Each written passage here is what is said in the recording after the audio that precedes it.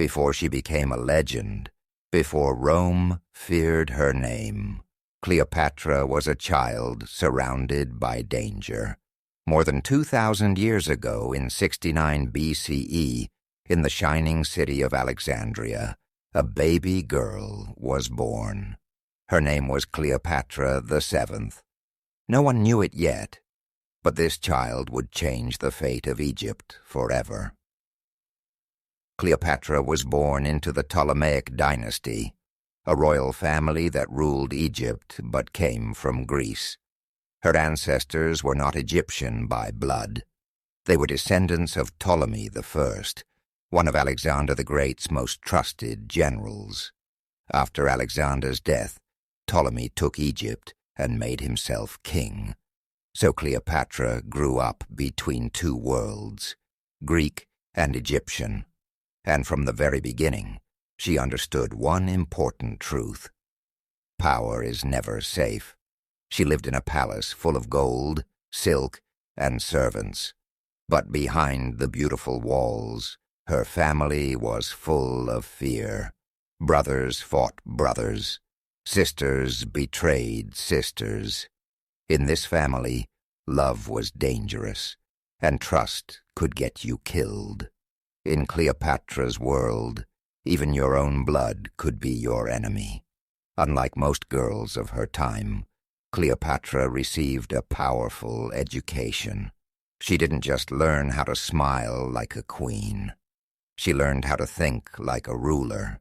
She studied history, science, mathematics, and politics. Languages became her greatest weapon. Cleopatra spoke Greek, Egyptian, Latin, and several other languages.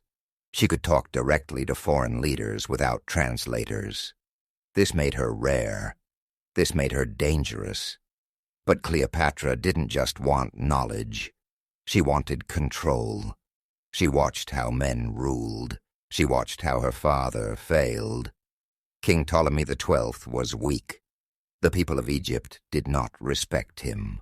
He spent too much money, made bad decisions, and lost power more than once. Sometimes the royal family had to escape Egypt just to survive. Cleopatra was still young, but she was learning fast.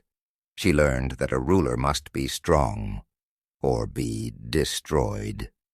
Then tragedy struck. Cleopatra's mother disappeared. No one knows exactly what happened. Some say she died. Others believe she was killed in a palace conspiracy. Cleopatra learned early. Queens do not always die of old age. At the same time, her father became sick. Egypt was unstable. Enemies were everywhere. Cleopatra was only a teenager, but her childhood was over. What truly made her different was her love for Egypt. Even though she was Greek, she respected Egyptian culture. She learned the Egyptian language. She followed Egyptian traditions. She even presented herself as the goddess Isis, the symbol of life, magic, and power. This was not just belief. It was strategy. Cleopatra wanted the people of Egypt to see her as one of them. By the time she became a young woman, Cleopatra was ready. She was intelligent, she was confident, she was ambitious, and she knew one thing for sure. She was born to rule alone. But knowing how to rule and actually becoming queen are two very different battles. And Cleopatra's greatest fight was about to begin. One decision turned Cleopatra from queen into a hunted woman. At first, Cleopatra tried to rule Egypt together with her young brother, Ptolemy XIII. She believed cooperation could protect the kingdom. But behind the palace doors, something dark was growing. Ptolemy's advisors feared Cleopatra. She was intelligent. She spoke many languages. She thought for herself. And worst of all, she was a woman who refused to be silent. They wanted a king they could control, and Cleopatra was not that person. Soon, secret plans were made. Lies were spread.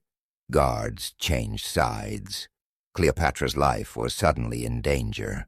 The Queen of Egypt had enemies in her own home. Cleopatra was forced to flee the palace. She escaped into the desert with only a few loyal followers. No crown, no army, no protection. The hot wind burned her skin. The nights were cold and silent. The rightful Queen of Egypt was now in exile, hiding from her own family. But Cleopatra did not cry. She did not surrender. She planned. She knew one truth. She could not win alone. Egypt needed an ally, and fate brought one. At that exact moment, Julius Caesar arrived in Egypt.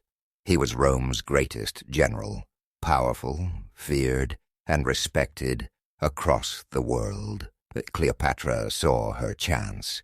But reaching Caesar was impossible. Her enemies controlled the city.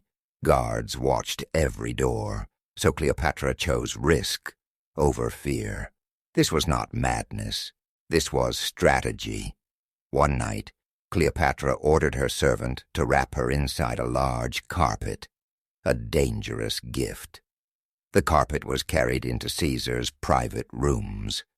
When it was opened, Cleopatra stepped out.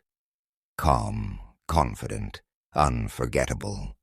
Caesar was shocked, not just by her beauty, but by her courage. This woman had risked everything to stand before him. Cleopatra spoke clearly. She spoke honestly. She spoke like a ruler. She told Caesar about betrayal, exile, and her dream to save Egypt. Caesar listened, and he understood one thing. Cleopatra was no ordinary queen. He agreed to help her. Together they marched against Ptolemy XIII. The battle was fierce but short. Cleopatra's enemies were defeated. Her brother drowned while fleeing the fight. Cleopatra returned to Alexandria, not as a girl, but as a queen forged by fire. But power gained through war always demands a price, and Cleopatra was about to pay it with her heart. Cleopatra and Caesar, love, power, and destiny. Cleopatra had won her throne, but she had also captured the attention of Rome. Now queen once again, Cleopatra ruled Egypt, but peace did not follow.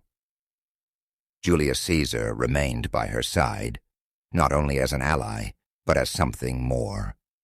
What began as strategy slowly became connection. Cleopatra admired Caesar's strength, his discipline, and his vision. Caesar admired Cleopatra's intelligence, confidence, and fearless ambition. Despite the age difference, Caesar was over 50, Cleopatra just 21. Their bond was powerful. They spent days together in Alexandria. They sailed along the Nile. Cleopatra showed Caesar the temples, the science, the wealth of Egypt. Caesar didn't see a conquered land. He saw a partner. Under Cleopatra's guidance, Egypt grew stronger. Trade improved. Stability returned. Rome and Egypt became allies, not enemies. Soon, Cleopatra realized her life was changing forever.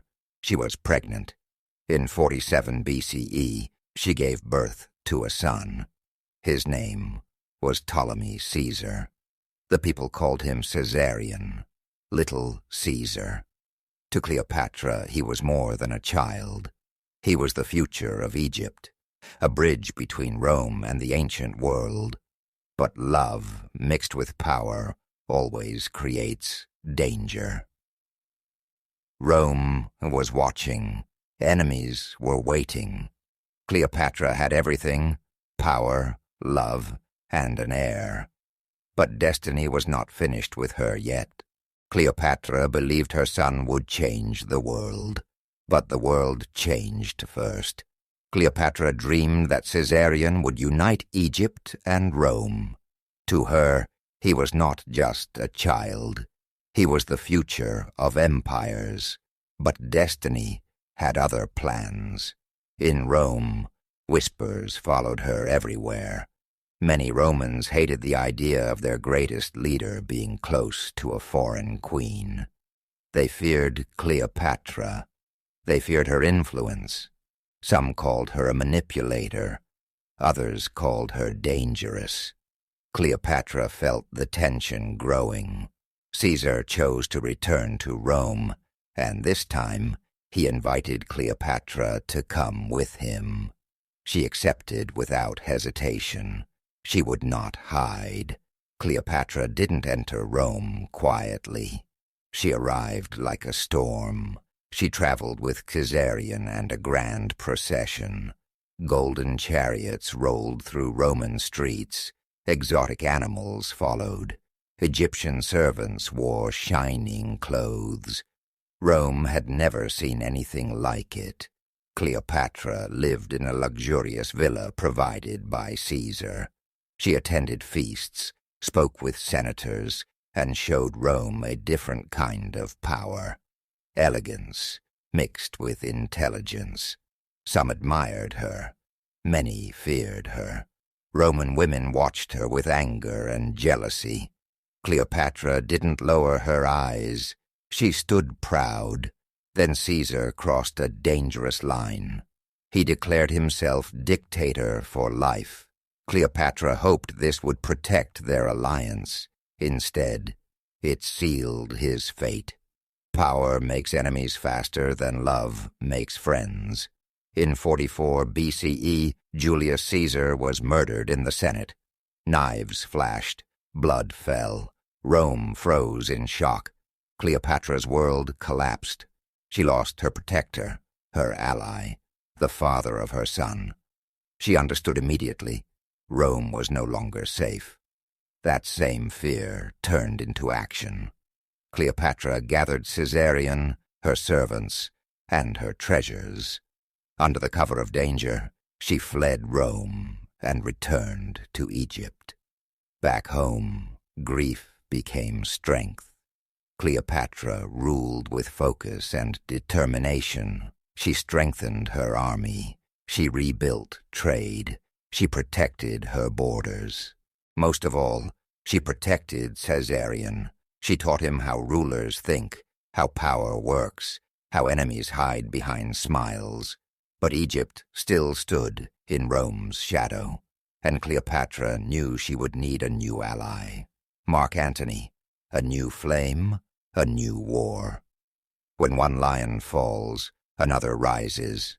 After Caesar's death, Rome fell into chaos. Powerful men fought for control.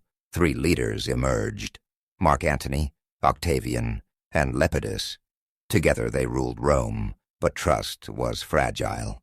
Mark Antony was different. He was a warrior, not a politician, strong, fearless, and admired by soldiers. His name carried power. Antony knew Egypt was rich. He needed its support. Cleopatra knew Rome was dangerous. She needed protection. Fate moved again. Antony sent a message. He demanded Cleopatra meet him in the city of Tarsus. Cleopatra smiled. She understood the game. She would not arrive as a guest. She would arrive as a legend. Her ship sailed into Tarsus like a dream. Gold shined under the sun. Purple sails danced in the wind. Music filled the air. Cleopatra appeared dressed as the goddess Aphrodite, surrounded by servants, dressed as gods. The city stopped breathing. When Mark Antony saw her, he was stunned. This was not just beauty. This was presence, power, intelligence. Cleopatra spoke with confidence and humor. Antony laughed. He listened. He was captured, not by magic, but by mind and fire. That night changed everything. What began as alliance soon became obsession. And love, once again, would pull Cleopatra toward destiny and destruction. What they built with love, Rome prepared to destroy with war. Cleopatra welcomed Mark Antony to Egypt as a king, not a guest. In Alexandria, the city of light and knowledge, their bond deepened. They shared grand feasts, music, games, and long nights of conversation. Cleopatra showed Antony the soul of Egypt, its temples, its people, its ancient wisdom. Laughter filled the palace, plans filled their minds. Antony fell deeply in love. Cleopatra did too. Together they dreamed of a new world, a powerful empire where Rome and Egypt ruled as equals. But their love was also strategy. Antony needed Egypt's gold, ships, and grain to support his armies. Cleopatra needed Antony's military power to protect Egypt from Rome. They understood each other perfectly. They were not just lovers. They were partners in destiny. Their family grew. Cleopatra gave birth to 3 children, Alexander Helios, Cleopatra Selene, and Ptolemy Philadelphus. To Cleopatra, they were the future of empire. But far away in Rome, anger was rising. Octavian watched carefully. He feared Cleopatra. He feared her influence over Antony. He painted her as a foreign danger, a woman who controlled Rome's general. Lies spread. Rumors grew. Antony made a choice that changed everything. He stayed with Cleopatra and left his Roman wife, Octavia, Octavian's sister. This was not just personal. It was political war. Rome turned against him. When words fail, empires choose weapons. Actium, the battle that changed the world. The sea would decide their fate. Octavian declared Antony and Cleopatra enemies of Rome. War was unavoidable. In 31 BCE, the 2 sides met near the coast of Greece. Hundreds of ships covered the sea. This battle would be remembered as the Battle of Actium. Cleopatra brought her powerful Egyptian fleet. Antony commanded his Roman forces. Together they believed love and courage could overcome Rome's cold discipline. The battle was chaos. Ships crashed. Fire spread. The sea turned red. Then everything went wrong. One moment of confusion shattered everything. Cleopatra's ships suddenly turned and sailed away from the battle. Some believed she was protecting Egypt's fleet. Others believed she feared capture. Antony saw the ships leaving, and his heart broke. He believed Cleopatra had abandoned him. In despair, he followed her, leaving his forces behind. Without their leader, Antony's army collapsed.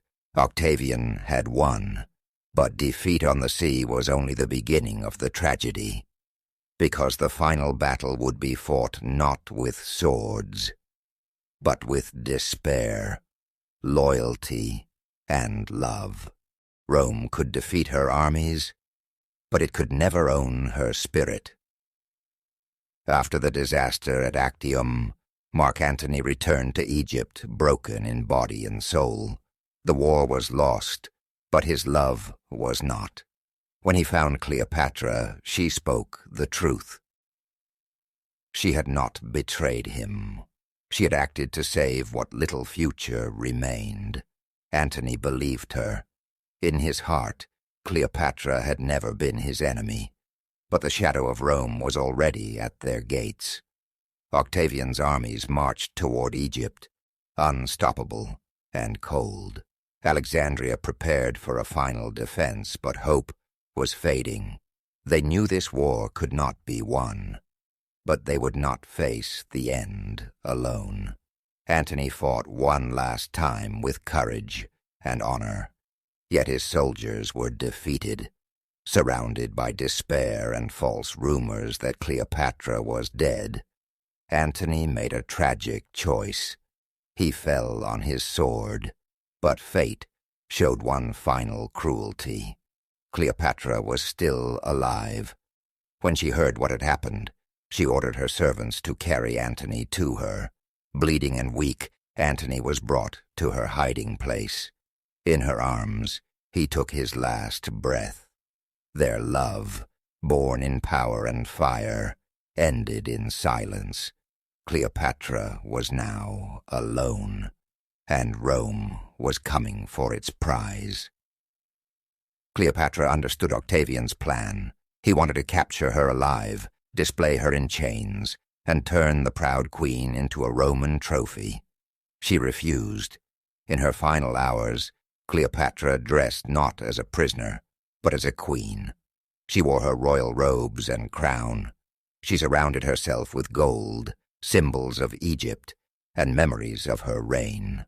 Legend tells us she chose a venomous asp, a sacred snake, to end her life.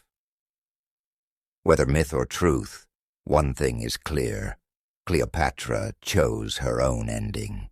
When Octavian entered the chamber, he found her calm and lifeless. He had won Egypt, but not Cleopatra. Her death marked the end of ancient Egypt as an independent kingdom. Rome took control, and Octavian became the first emperor of the Roman Empire. But history did not forget her. Cleopatra became a legend, not just for her beauty, but for her mind, not just for love, but for courage. She ruled in a world built by men, and she never bowed. She was a queen, a strategist, a mother, and a warrior. Empires fall, legends remain. Cleopatra's life reminds us that strength is not only in victory, but in dignity. That power is not only in armies, but in choice. So remember her, bold, fearless, unforgettable. And when life tests you, choose your destiny, just like Cleopatra.